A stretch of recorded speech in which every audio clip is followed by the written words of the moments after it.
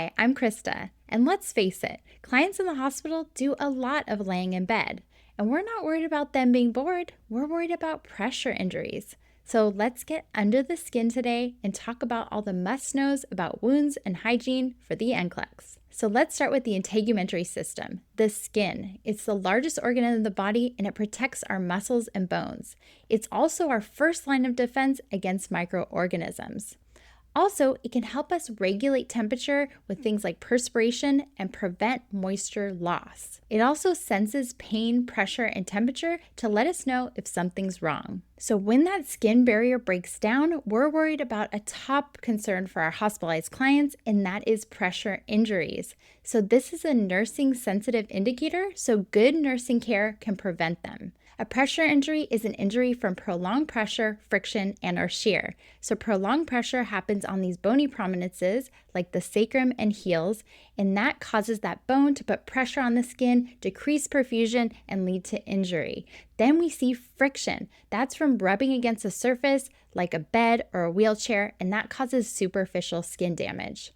Then we see shear. That's from something like sliding down a bed, where the bottom tissues are going in one direction and the top layer of tissues are going another, and that causes tissue damage. The NCLEX loves to test who's at highest risk for a pressure injury, so pay attention to these first 3 star points. Those with increased moisture exposure are those incontinent clients.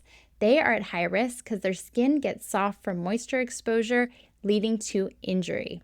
Then our decreased mobility clients, like those with stroke or postoperative clients, they are not moving as much, so they can have prolonged pressure over these bony prominences like the sacrum. Then those with decreased sensory perception, like those with neuropathy or paralysis, remember they can't sense pain or pressure, so they're definitely at risk for an injury.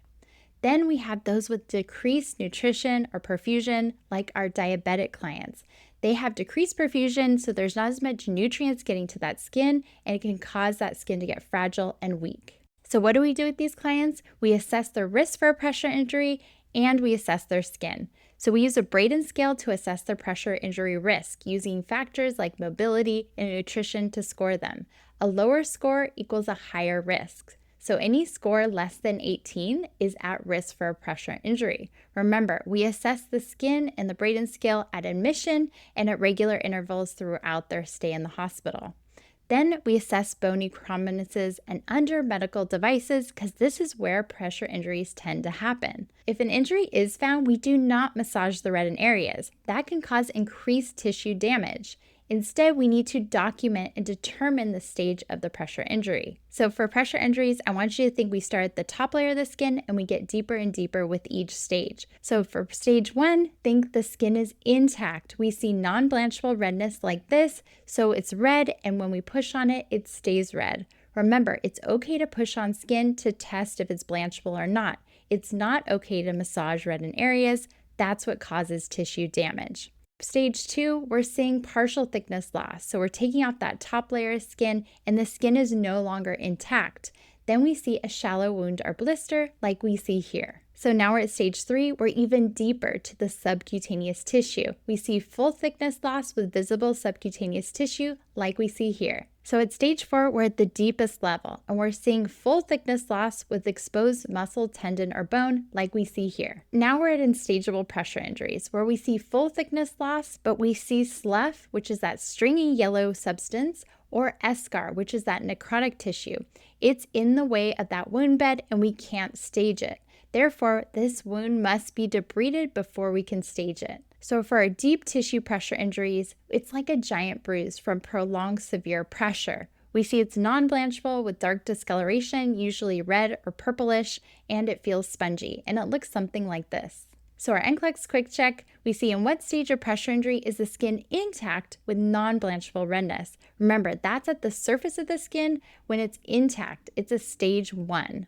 Then we see in what stage is a full thickness loss with visible subcutaneous tissue. Remember, that's not that second stage, but that's down to the 3rd stage, that subcutaneous level. So that's a stage 3. So pressure injuries are a huge concern for our clients. So our number 1 priority is to prevent them. We need to offload pressure by turning, tilting, and lifting those clients. So we need to turn our clients every 2 hours, tilt at a 30-degree lateral angle. That can help decrease pressure, like we can see here, off that sacrum and other bony prominences.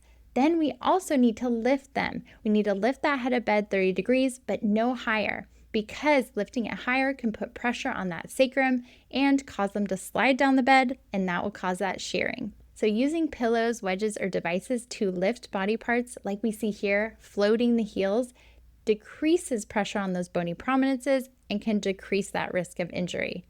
Then avoid donut cushions. The NCLEX could ask you, put a donut cushion under a seated client. That sounds great. No, because that can increase pressure in that pelvic area that can decrease perfusion. That leads to a pressure injury. Then use lifting devices. If we move our clients, use a draw sheet or a mechanical lift. That can prevent dragging or pulling, which can lead to that friction and shear. Then we need to protect that skin. For our incontinent clients, we need to prevent any kind of moisture from getting to that skin. How do we do that? Use absorbent pads and barrier creams to protect that skin. Then we need to encourage increased protein and fluids, because that can promote skin repair. So our next NCLEX quick check: how high should the head of bed be for a client at risk for a pressure injury? No higher than 30 degrees. Remember, anything higher can cause increased pressure on that sacrum and sliding down the bed that leads to shear. How often should the nurse turn immobile clients? Remember, turning is every 2 hours. If prevention fails and a wound does develop, we need to provide optimal wound care to promote healing. So we need to pre-medicate our clients with oral analgesics 30 to 45 minutes before care, because that can ensure that analgesic is working at peak effectiveness during that painful wound care. We need to don gloves and clean from the center to the edges, the cleanest to the dirtiest part of the wound. And we need to use sterile saline. The NCLEX may try to trick you and say, we should clean with hydrogen peroxide. That sounds great. Definitely not. Povidone, iodine, and hydrogen peroxide are cytotoxic agents we need to avoid, because they can kill healthy cells and delay wound healing. Then we need to report signs of infection like purulent drainage or foul odor. If there is a suspected infection, we need to prepare for wound culture to identify the organism causing it, and we need to give antibiotics to treat it. Our next quick check: how long before wound care should the nurse administer oral analgesics?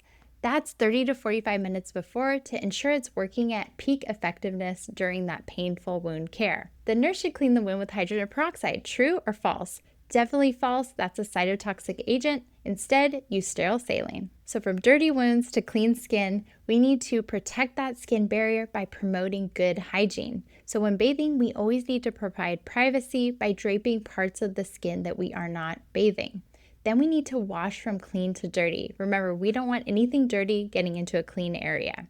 Then use warm, not hot water that can injure the skin. Pat dry at skin folds, because any moisture between skin folds can breed bacteria and fungus. So for perineal care, we follow that clean to dirty principle. Remember, for females, separate the labia and clean front to back. That prevents those urinary tract infections. Then for our males, we need to retract the foreskin, clean it in a circular motion from the center outwards, and return foreskin when done to prevent constriction of the area. Now down to the feet. We need to trim nails straight across to prevent ingrown toenails. Then we do not apply lotion between the toes. Remember, that harbors that bacteria and fungal growth. Then specialized care is needed for clients at risk for foot injury, like our diabetic clients or those with peripheral vascular disease. For these clients, we do not soak the feet, because remember, moisture can make the skin fragile.